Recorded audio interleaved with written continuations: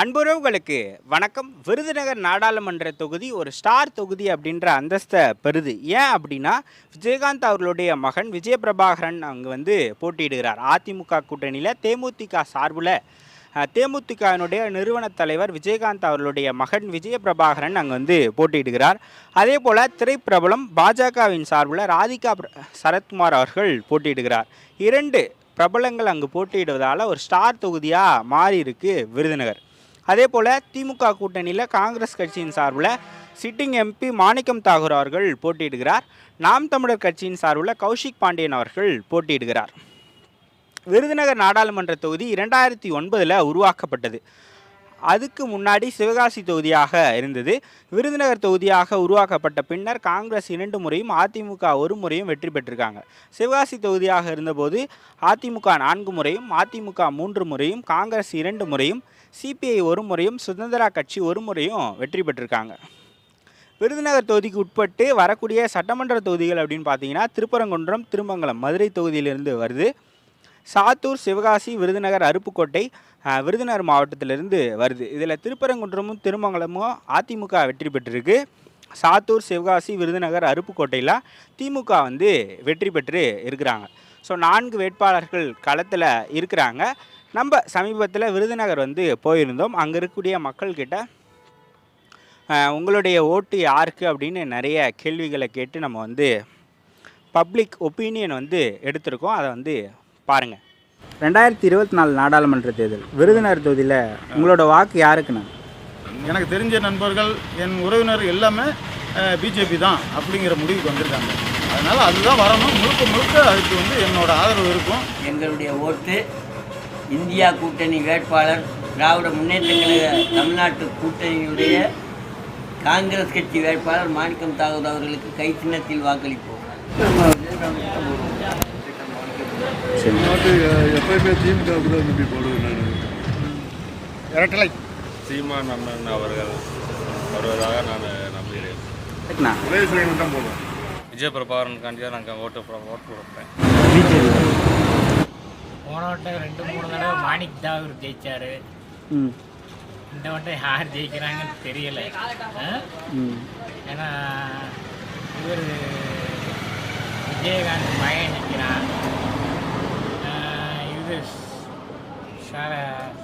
ராதிகா நிற்கிறா. யார் ஜெயிக்காங்கன்னு தெரியல. யார் காசு அள்ளி வீச போகிறாங்கன்னு தெரியல.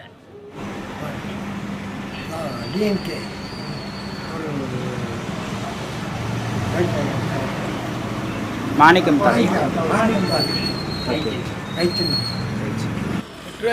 பாஜக இருக்கு. பாஜக ராதிகா அவங்களுக்கு ராதிகா நிறைய பேர் நான் யாருக்கு ஓட்டு போடுவேன்றதை உங்ககிட்ட ஏன் சொல்லணும் அப்படின்னு சொல்லாமல் விட்டுட்டாங்க. ஒரு சிலர் தான் சொன்னாங்க. அதை தான் நீங்கள் பார்த்துருப்பீங்க.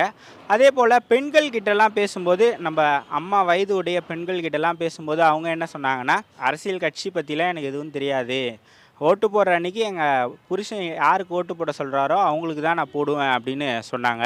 அதே மாதிரி நிறைய கடை வச்சுருக்கிறவங்க எல்லாம் என்ன சொன்னாங்கன்னா, எல்லா கட்சியிலையும் நம்மளுக்கு தெரிஞ்சவங்க இருக்கிறாங்க, நான் யாருன்னா சொல்லிட்டா எனக்கு பிரச்சனை, அதனால் நான் பேச மாட்டேன் அப்படின்னு சொல்லிட்டாங்க. சிலர் கேமரா முன்னாடி பேசுகிறதுக்கு பயந்தாங்க. இளைஞர்கள் கூட பேச முன் வரல. அதே போல் நாம் தமிழனுடைய சின்னம் உங்களுக்கு தெரியுமா அப்படின்லாம் நான் ஆஃப் த ரெக்கார்டில் கேட்டுட்டு இருந்தேன். எல்லாருக்குமே மைக் சின்னம் அவங்களுக்கு தெரிஞ்சிருக்கு. நிறைய பேர் மாற்றம் வரணும் தான் நினைக்கிறோம், ஆனால் எங்கே மாற்றமே வரதில்லையே அப்படின்லாம் ஆதங்கப்பட்டதையும் நான் பார்த்தேன். அதே போல் உங்களுடைய தொகுதி எம்பி உங்கள் தொகுதிக்கு நல்லது பண்ணியிருக்கிறாரா அப்படின்லாம் நான் கேட்டேன். இந்த 5 ஆண்டுகள் மாணிக்கம் தாகூர் உங்கள் தொகுதிக்கு நல்ல விஷயங்கள் பண்ணியிருக்காரா? அளவுக்கு பண்ணியிருக்கிறார், இல்லைன்னு சொல்லவே முடியாது. ஆனால் அவரை கொச்சைப்படுத்தக்கூடிய சூரட்டிகளை ஒட்டிவிட்டால் ஒரு மனிதனுடைய மாண்பை கெடுத்து விடலாம் என்று பிஜேபி கட்சி வஞ்சகமாக அந்த வால்போஸ்டர்களை சூரட்டிகளை ஒட்டி கொண்டிருக்கிறார்கள் தொகுதி முழுக்க. அதுவும் சினிமா பாடல்கள் மூலமாக மக்கள்கிட்ட ஈஸியாக தெரிந்துவிடும் என்ற காரணத்தை காட்டி கண்டா வர சொல்லுங்க. ஏன்னா அவர் எங்கேயும் ஓடியா போயிட்டார். இவங்க பிரதமர் 10 வருஷமாக வெளிநாட்டிலே குடியிருக்காரு. நாடாளுமன்ற கூட்டத்தில் சரியாக பங்கெடுக்க மாட்டேங்கிறாரு. உறுப்பினர்கள் கேட்கக்கூடிய கேள்விக்கு ஓடுகிறாரு. நிருபர்கள் கேட்குற கேள்விக்கு ஓடுகிறாரு. பேட்டி கொடுக்க மாட்டேங்கிறாரு. இப்படிப்பட்ட பிரதமர் இந்த நாட்டையே பொது சொத்துக்களையே கார்ப்பரேட் முதலாளியிடம் விவசாயத்தையும் தொழில்களையும் அடகு வைப்பதற்காக மீண்டும் ஆட்சியை கைப்பற்ற வேண்டும் என்று நப்பாசையோடு நடமாடி கொண்டிருக்கிறார். அந்த மோசமான மோடி ஆட்சி இனி இந்தியாவுக்கு தேவையே இல்லை. மாணிக் தாகர் வந்து என்ன பண்ண அவர் வந்து உங்களுக்கு மேலே ஆளுங்கட்சி காங்கிரஸ் இல்லை, பிஜேபி இருந்தனால அவர் ஒன்றும் பண்ண முடியலை. வேறு ஒன்றும் இல்லை. மற்ற அங்கிட்டில் அவருக்கு செல்வாக்கு இருக்குன்றாங்க. விருந்தினரை விட்டு தாண்டி போயாச்சுன்னா அவருக்கு கூட செல்வாக்கு இருக்குன்னு சொல்கிறாங்க. அதான் யாருக்கு வர்றாங்கன்னு சொல்ல முடியாது. விருதுநகர் மாவட்ட தொகுதியை பொறுத்தவரையில் ரெண்டு ஸ்கீமில் இருந்திருக்காரு. 2 ஸ்கீமில் இருந்ததில் எங்கள் வார்டை பொறுத்தவரையில் வந்து அவர் செஞ்ச ஒரு இதுன்னு கேட்டிங்கன்னா ரேஷன் கடை வந்து ரெடி பண்ணி கொடுத்தாரு. மற்றபடி 2வது வந்து மக்களை வந்து சந்திச்சோ இல்லை என்ன செய்யணும் ஏது செய்யணும்னு சொல்கிற வார்த்தைக்கோ வரலை. அவர் எளிமையாக அணுகக்கூடிய மனிதரா? யாருன்னா போய் பார்க்க முடியுமா அவரை? இன்றைக்கி வந்து நாங்கள் பார்த்தது கிடையாது. என்ன இங்கே வரும்போது ஒரு 5 வருஷத்தில் வந்து ஒரு 2-3 முறை வந்திருக்காரு. வரும்போது பார்த்துருக்கமே ஒழிய வந்து அவர்கிட்ட போய் நெருங்கி பழகலை. ஓகே. விஜயகாந்த் மகன் வந்து விருதுநகரில் போட்டிடுறார். அவருக்கு வந்து அனுதாப ஓட்டு இருக்குமா? அவர் வந்து இந்த பகுதியை சேர்ந்தவர் தான் விஜயகாந்த். ஸோ அதனால் அவங்களுக்கு செல்வாக்கு இருக்கும், ஒரு டஃப் கொடுப்பாருன்னு சொல்கிறாங்க. அதை பற்றி நீங்கள் என்ன நினைக்கிறீங்க? வந்து அவர் வந்து இந்த ஏரியாவில் தோணுகால் ராமானுஜத்தில் பாத்திப்பட்டு தான் வாஸ்தவம் தான். ஆனால் விஜயகாந்தோடைய செயல்பாடு மகன்கிட்ட இருக்குமா அப்படின்னு சொல்கிறது வந்து கொஞ்சம் கேள்விக்குரிய விஷயம். அதனால் வந்து நம்மளால் ஏற்றுக்க முடியாத ஒரு இதாக காரணம். ஓகே. பற்றி கருத்துல விரும்பவில்லை. ஒரு அனுதாப ஓட்டு விழுகும் என்ற எண்ணத்தோடு இங்கே போட்டியிடுகிறார்.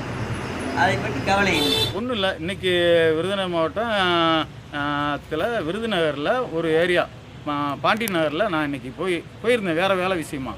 அந்த ஏரியாவில் மக்களே என்ன சொல்கிறாங்க, அனுதாப ஓட்டு விஜயகாந்த் பையனுக்கு வரும், ஆனால் இருந்தாலும் பிஜேபி இந்த வட்டம் வரணும்னு அவங்க முழுசாக.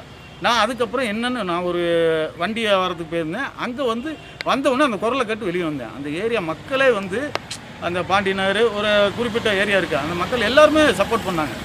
இந்த வட்டம் பிஜேபி வரணும், பாமக வரணும் அப்படிங்கிறத முழுசாக நிறைய மரம் வரணும்னு சொல்லி ஆணித்தனமாக சொன்னாங்க. நாம் தமிழர் கட்சி தனித்து போட்டிடுறாங்க, அவங்கள பற்றி நீங்கள் என்ன நினைக்கிறீங்க? அவருடைய சீமானுடைய செயல்பாடு பூராமே நாம் தமிழருடைய கட்சி செயல்பாடு பூராமே நல்லா இருக்கு. அதை ஏற்றுக்கணும். அவருக்கு வாய்ப்பு இருக்குது அப்படின்னு நினைக்கிறீங்களா? வாய்ப்பு கிடையாது. இப்போ 2026 அதுக்கு உண்டான வாய்ப்புகள் கிடையாது. ஆனால் செயல்பாடுகள் முதல் இருந்ததுக்கு இப்போ நல்லா இருக்கு. ஆனால் வாய்ப்புகள் இல்லை. சரி. ஒரு சிலர் விஜயபிரபாகரனுக்கு வாய்ப்பு கொடுப்போம் அப்படின்னு சொல்லியிருந்தாங்க. விஜயகாந்த் நல்ல மனுஷன், அவருக்காக விஜயகாந்த் மகனுக்கு இந்த முறை நாங்கள் வாய்ப்பு கொடுப்போம் அப்படின்னு சொல்லியிருந்தாங்க. 2-3 பேர் பிஜேபியை ஆதரிக்கிறோம் அப்படின்னும் சொல்லியிருந்தாங்க. ராதிகா சரத்குமார் அவர்களுக்கு வாய்ப்பு கொடுப்போம் அப்படின்னு சொல்லியிருந்தாங்க. அதே போல் நாம் தமிழருக்கு யங்ஸ்டர்ஸ்லாம் சொன்னாங்க மாற்றம் வரணும் அப்படின்றதையும் விரும்புகிற இளைஞர்களை நாங்கள் பார்த்தேன்.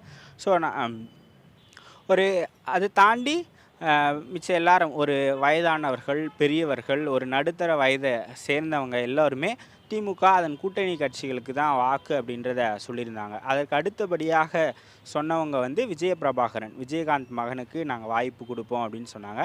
3வது இடத்துல தான் பிஜேபி கூட்டணி இருக்குது. 4வது இடத்துல நாம் தமிழர் கட்சி இருக்குது. நான் அதில் கேட்டதில் இப்போ நம்ம ஒரு சிலரை வீடியோவில் நீங்கள் பார்த்துருப்பீங்க. அது இல்லாமல் ஆஃப் த ரெக்கார்டில் நான் பேசும்போது சொன்னவங்க இவங்களாம் தான் இருந்தாங்க. பெரும்பான்மையாக ஒரு 10-15 பேர் இல்லை நான் என் ஓட்டு போகிறது என்னோடய உரிமை, அதை நான் ஏன் உங்ககிட்ட சொல்லணும் அப்படின்னு சொல்லி மறுத்துட்டாங்க. சில பேர் நான் கேமராவில் பேசுகிறதுக்கு பயந்துன்னு விட்டுட்டாங்க. சில பேர் நம்ம இதை சொன்னால் ஏதாவது பிரச்சனையாகுமோ அப்படின்னு பயந்துன்னு விட்டவங்க இருந்தாங்க. அதை தாண்டி சொன்னவங்களை பற்றி தான் நம்ம இந்த வீடியோவில் சொல்லியிருக்கோம். ஸோ நீங்கள் விருதுநகர் தொகுதியாக இருந்தீங்க அப்படின்னா அங்கே யார் வெற்றி பெறுவாங்க அப்படின்னு நீங்கள் நினைக்கிறீங்க அப்படின்றத கமெண்ட் செக்ஷனில் சொல்லிவிட்டு போங்க. நன்றி, வணக்கம்.